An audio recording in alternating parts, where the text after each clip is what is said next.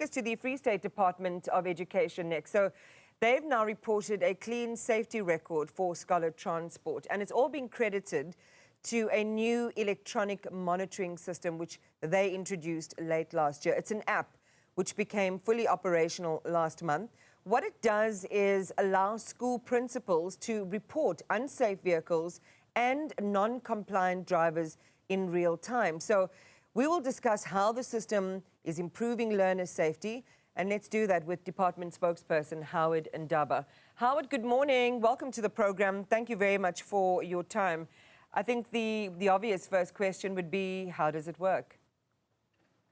Well, thank you very much, Iman, and thank you for having us. Firstly, let me try to correct this misconception. This is necessarily not an app, but it's an electronic survey form that we're using. They are used by the principal just to make sure that they monitor the performance of our learner transport service providers, because in the province, we are having about 154 transport service providers who are ferrying learners to and from school. So it's just a form that really seeks to monitor what exactly, how are these learner transport operators are performing. All right, so, okay, well, talk to us about the form itself then. How is it accessible to the principal? So, you know, they're at school, they're monitoring the scholar transport. What happens next? Firstly, I think we need to indicate that it was introduced last year around October. The principal and the circuit managers were trained. The transport coordinators at the school and at the district level were trained. What it does is that when the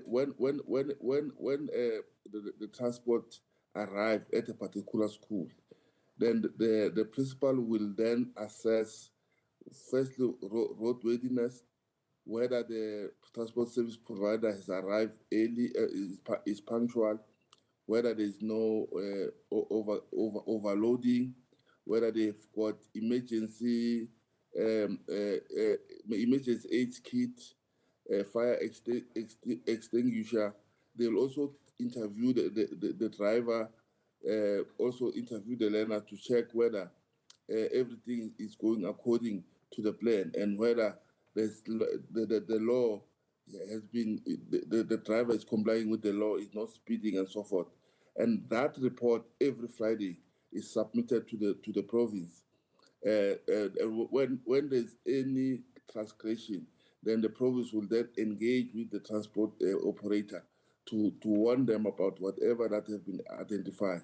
If really is something that is continuing, then punitive measures will be taken.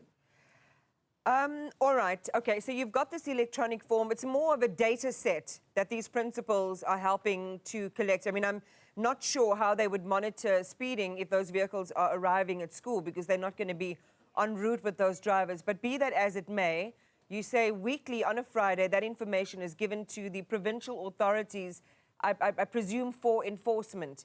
So pick up the story from there. What happened between October and January this year? How's it been going?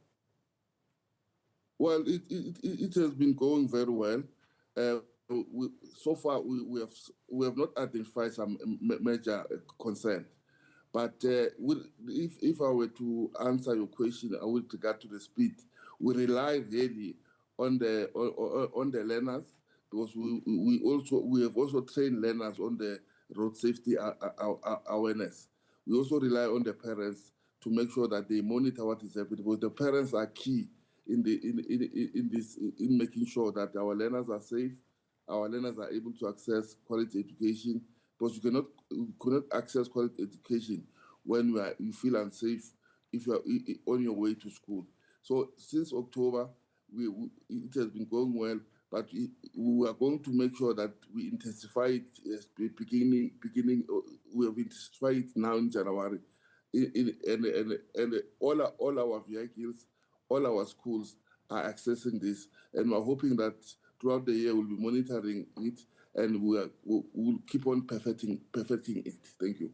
Yeah, I mean, you know, just from the outside, Howard, it sounds a little bit risky, both for the principal and for the learners, if they're the ones who, quote unquote, will be threatening the livelihoods of these scholar transport operators. So what has been the response from the operators themselves, who are now being Well, monitored? the operators are receiving it very well, because even them, they are feeling that at least it will also, especially the owners of those vehicles, they are cooperating with us, because they too want our learners to be safe.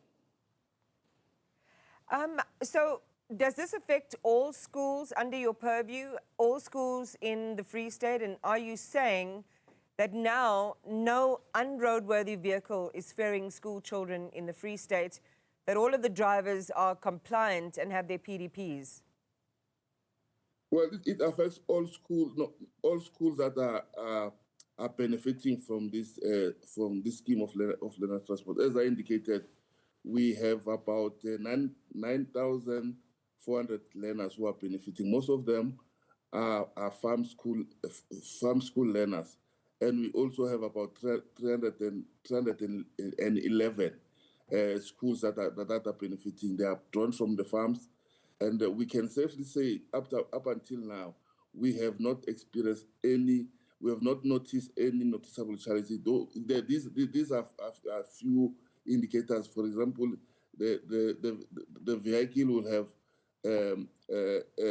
will arrive late, and will then call the operator to correct that, and they do cooperate with us and correct whatever that have been identified as a concern. I mean, it's an interesting intervention, Howard, and I think it does warrant a closer look. Hopefully, we can get a camera there to see exactly how it plays out every day outside school gates. But thank you for stopping by.